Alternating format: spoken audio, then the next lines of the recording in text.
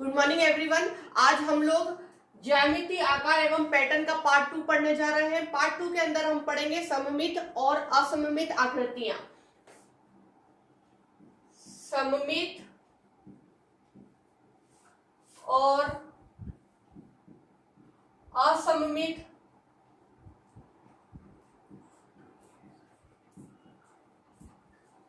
आकृतियां आज का हमारा टॉपिक सममित और असममित आकृतियां होने जा रहा है। इसके अंतर्गत हम पढ़ेंगे कि किस आकृति को हम सममित कहेंगे और किसको हम असममित आकृतियां कहेंगे। इसके लिए सबसे पहले आप ये देख लीजिए कि हम जब भी किसी भी आकृति को देखते हैं तो हमारे दिमाग में उसको लेकर क्या छवि बनती है। आप लोग सभी जानते हैं कि हमारे पास आकृतियों का भंडार है। विश्व में कई प्रकार की आकृतियां पाई जाती है जिसे हम देखते और समझते हैं। कुछ को हम समझ पाते हैं और कुछ आकृतियों को हम पहली बार देखते हैं और नहीं समझ पाते हैं। और उन आकृतियों को समझना क्यों आवश्यक है और उन आकृतियों को समझने के बाद हम उसका उपयोग कैसे करते हैं, ये आज हम जानेंगे।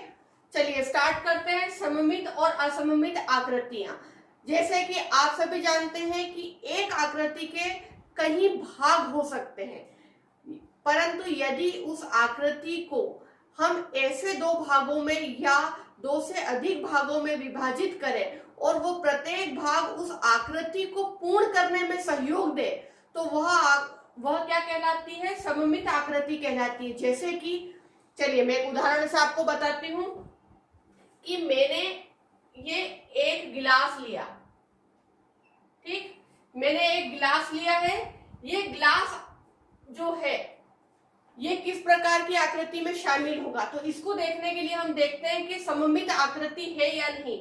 यदि हम इसके दो हिस्से कर दिए जाए, यदि हम इस आकृति के दो हिस्से कर दें तो यह वाला भाग इस वाले भाग को पूरा कवर कर लेता है, यानी कि लेफ्ट साइड राइट साइड के इक्वल होगी।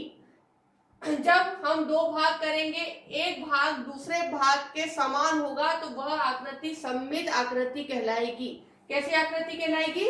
सममित आकृति कहलाएगी। ये आकृति हो गई आपकी सममित। यदि हम कोई और चीज लेते हैं, मान लीजिए कि मैंने कॉपी का एक पेज लिया।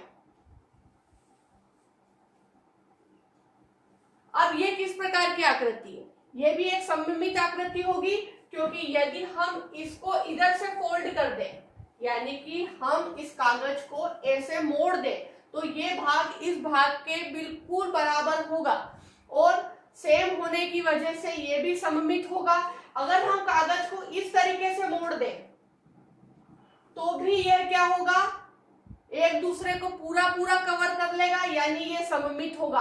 परंतु यदि इस कागज में, ये कागज है आपके सामने, इसका मैं ये भाग हटा दूं, कुछ इस तरीके से काट दूं इस पेपर को, तो ये क्या बन गया? पंचभुज बन गया। 5 रेखाएं हो गई इसमें, 1 2 3 4 5, ये पंचभुज का रूप ले लिया।